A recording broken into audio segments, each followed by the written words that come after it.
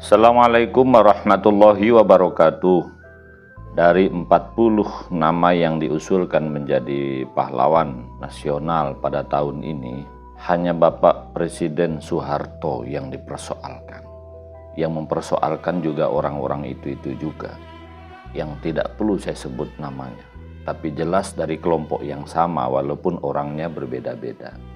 Alasannya adalah ketika Soeharto diberikan gelar pahlawan, mencederai aktivis 98.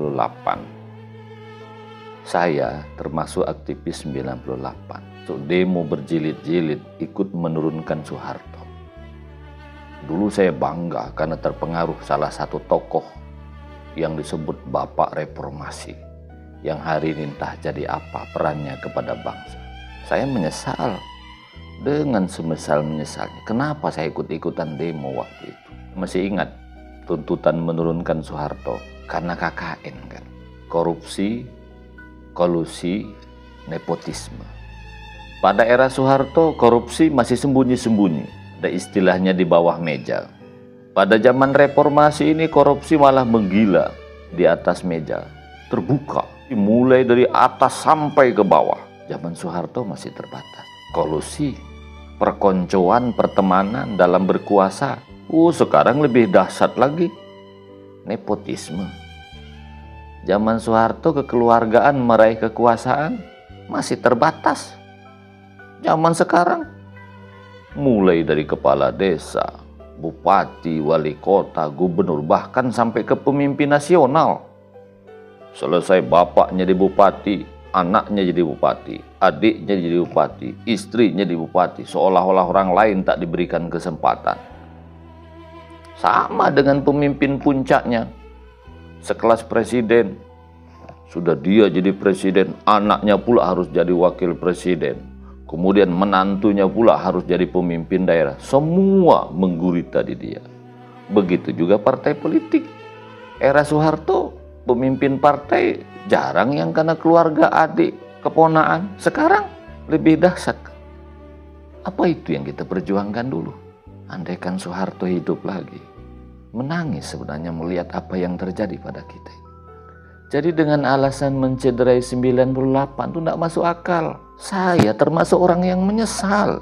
Ada lagi yang mengkritik Soeharto. Itu katanya tangannya berlumuran darah, tangan besi. Apa bedanya dengan presiden sebelumnya, Bapak Presiden Soekarno? Ada yang mengkritik Soeharto membungkam lawan-lawan politiknya, diktator. Loh, apa bedanya Soekarno?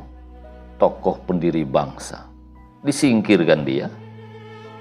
Tan Malaka, Sultan Syahrir, Buya Hamka, Muhammad Nasir. Dibungkam, disingkirkan, bahkan ada yang terbunuh. Kejam kan? Katanya Soeharto berlumuran darah. Akibat ekses 65, nyawa tidak berdosa melayang. Apakah itu perintah Soeharto? Atau dendam kesumat orang yang sebelumnya dibantai oleh partai terlarang tersebut? Apa bedanya pada era Soekarno? Revolusi sosial, Kesultanan Melayu yang ada di Sumatera Timur, ribuan nyawa melayang. Kesultanan Bulungan, Kesultanan Melayu juga. Saya miris mendengar cerita itu sebenarnya ketika saya pergi ke Sumatera Utara, pergi ke Tarakan, Bulungan. Ribuan orang juga melayangkan. Pada zaman siapa? Soekarno, bukan? Pengikut Kahar Muzakar, teman Soekarno juga yang mendirikan bangsa ini. Sama. Semua orang ini punya masalah. Tidak ada satupun orang yang sempurna. Bapak Presiden Soekarno saja dapat pahlawan sampai 3. Pahlawan keharmonisan umat Islam. Itu bersama dengan Konferensi Asia Afrika. Pada era Soeharto juga diberikan pahlawan proklamator. Pada zaman SBY 2012 dapat gelar pahlawan nasional. Beliau punya kebaikan, tapi juga punya kesalahan, kan biasa manusia. Begitu juga zaman Soeharto. Pak Harto tampil ke puncak kekuasaan, di mana Indonesia hampir bangkrut. Maka layak beliau menjadi pahlawan. Pada zaman Soeharto, politik stabil. Tidak ada saksi di TPS itu mati sampai 500 orang. Harga-harga sembako murah, bisa dikendalikan. Beliau membangun puskesmas pembantu sampai ke desa-desa, SD terpencil, SD kecil, SD impres sampai ke desa-desa, SMP, SMA, STM, dibuka di mana-mana. Perguruan tinggi, ada beasiswa yang namanya Super Semar. Pada era Soeharto, guru itu dihargai. Tidak ada wali murid melaporkan guru ke polisi. Di sekolah-sekolah diajarkan yang namanya pendidikan moral Pancasila. Murid hormat dengan guru, sesama kita tidak saling curiga. Fasilitas-fasilitas yang ada di desa-desa, ada yang namanya balai penyuluhan, ada kelompok capir, pembangunan terencana, repelita, janji-janji politik tidak muluk-muluk, konkret, real, pro wong cili. Lahan-lahan tidur di seluruh Indonesia dibuka, transmigrasi dan seterusnya. Kurang baik apa Soeharto? Pada era Soeharto, keamanan terjamin. Soeharto dalam hidupnya angkat senjata, bukan hanya banyak bicara, mempertaruhkan nyawa. Setelah menjadi presiden, dia fokus mengembalikan ekonomi agar lebih pulih, stabilitas politik, fokus untuk rakyat. Setia pada rakyat, setia pada satu istri, tidak kawin terus. Swasembada pangan betul-betul berhasil. Setelah tercukupi kebutuhan dalam negeri, kita ekspor membantu negara orang lain, bukannya impor kayak sekarang ini. Tidak ada sejengkal tanah pun yang lepas dari genggaman republik ini. Tapi setelahnya, Timur lepas. Sipa dan Legitan lepas. Bahkan BUMN pun terjual ke luar negeri kan. Pada zaman Soeharto juga, uang 50.000 bisa untuk menghidupi keluarga dalam 1 minggu. Kalau saya berpendapat, siapapun presiden Indonesia ke depan layak mendapatkan pahlawan.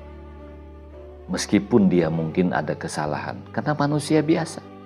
Kalau misalnya Bapak Presiden Prabowo tidak mau juga memberikan gelar pahlawan kepada Soeharto, Pak, kami ikhlas. Presiden kebanggaan kami Bapak gitu kan. Karena kami maklum, Bapak butuh dukungan politik dari orang-orang yang tak suka itu untuk kestabilan pemerintahan Bapak kan. Nggak apa-apa Pak. Kami juga paham situasinya serba sulit. Kami rakyat Indonesia Pak akan rame-rame memberikan gelar pahlawan pada tanggal 10 November nanti. Saya mengajak kepada pengagum Soeharto, andaikan nanti Pak Prabowo tidak memberikan gelar pahlawan, kita rame-rame membuat tumpeng di seluruh Indonesia, memberikan gelar pahlawan rakyat Indonesia. Jujur Pak, kami di bawah ini menginginkan kepemimpinan era Soeharto, politik stabil, ekonomi stabil, masyarakat tidak diadu domba, wong cilik diperhatikan. Mari kita doakan, mudah-mudahan beliau dalam alam kubur sedang berada di taman-taman surga, dan semua pemimpin lainnya yang telah berjuang untuk bangsa. Al-Fatihah. Demikian, mudah-mudahan apa yang saya sampaikan ini menjadi pertimbangan Bapak Presiden Prabowo. Kalaupun toh tidak usah kita persoalkan sahabatku ya, karena posisi Pak Prabowo memang yang serba sulit. Demikian, mudah-mudahan ada manfaatnya. Wassalamualaikum warahmatullahi wabarakatuh.